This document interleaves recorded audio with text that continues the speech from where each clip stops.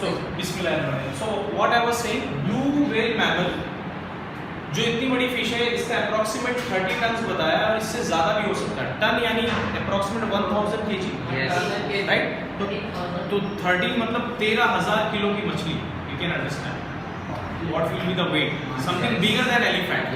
Bigger than elephant, क्योंकि elephant का भी वजन मेरे ख्याल से 3 टन हो सकता है, 3 या 5 या 6 ton. But this is double than elephant. Double or 3 times double. 3 times bigger. Now we have discussed this point. Extinct mammal में therapsids, reptiles were there which have been extincted. Means they have lived the life on this earth. Extinct means that they no more right now on the earth because of any condition, environmental factor, or yeah, of course that Almighty God has desired that they must not remain now, cleaned up, wiped off. Yes. So many things can be discussed as a hypothesis of science. Then this is a conjoint era. So era means it is a time period. Human hypothesis. Those scientists are also human beings. So it is their hypothesis. It is not a confirm. Who can confirmly say? One and only. That is Allah Almighty. Subhanallah. Right? Because He speaks perfectly without any error. And whoever, like as a human being, has become a scientist or working in a NASA anywhere, their word will be hypothesis. Maybe that in a second day it will be changed. Are you understanding?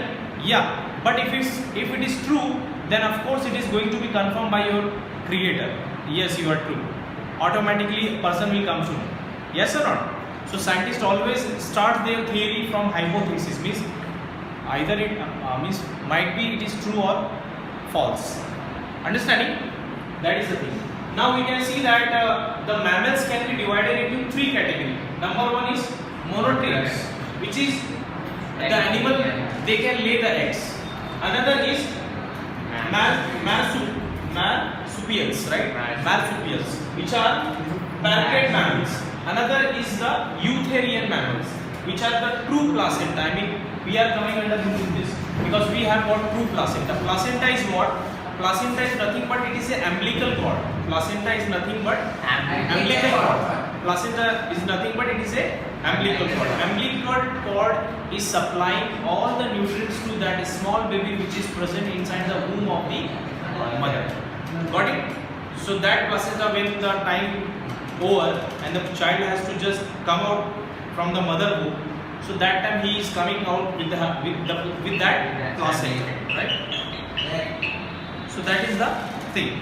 Now the next point, let's look at intelligence. Yes, and parental care you can find in mammals. Those whoever animals feeding the milk to their offsprings and children, उनमें आप देखोगे कि caring nature होता है, चाहे वो बंदर हो या टाइगर हो, भालू हो, whichever, bear or any other animal, chimpanzees, cheetahs. So you will see them कि उनके अंदर एक कुदरती अल्लाह ताला ने एक एस्पेक्ट रखा है जिसको बोलते हैं caring.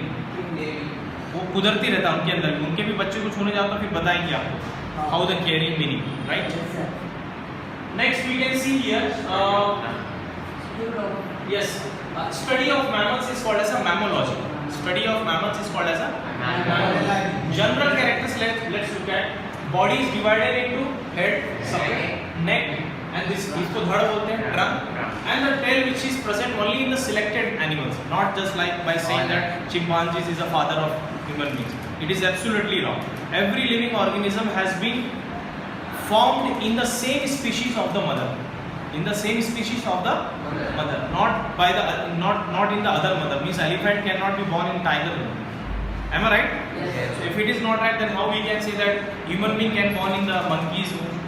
How it can be possible? Next point, we can see that their body is covered by hair, which is protecting unique character of the mammals. Please pay attention. And hair is reducing the whale.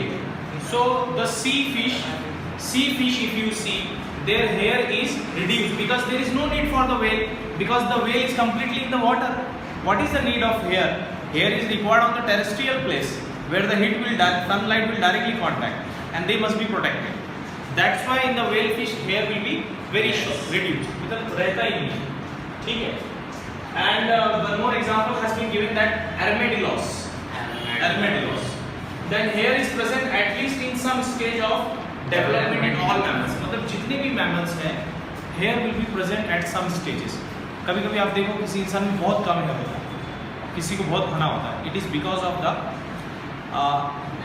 His genetic. कभी कभार जो है terrestrial place में भी आप बड़े बड़े बाल वाले इंसान देखो बदन के ऊपर, it is because of course कि उनका फीचर ऐसा रहा होगा शायद ग्रैंडफादर से कि उनको भी बहुत सारी बाल। So many reasons comes, but mostly the hair working is here that they give it is little thermal environment, I mean heat. Okay, that skin has got gland present, so that gland is responsible to release oil and it is also going to sweat। आपका पसीना मतलब toxic बाहर निकाल रहा है ताकि आपके अंदर का जो ब्लड स्ट्रीम है वो बैलेंस रहे, सॉल्ट ज़्यादा सॉल्ट ना हो जाए ब्लड में, तो वो सॉल्ट बाहर निकल रहा है। Are you understanding? Consists of sweat gland and it is also called as pseudomonas। Now there are many other glands present, scent glands, sebaceous glands, mammary glands which can be modified in some animals as a sweat gland, and then skull is dicondylic. Dicondylic means same like this, that they have got the whole structure of cranium. Cranium means skull of the.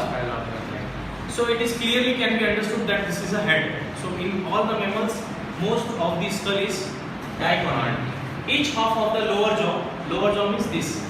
Okay, single bone. I mean it is made up of single bone.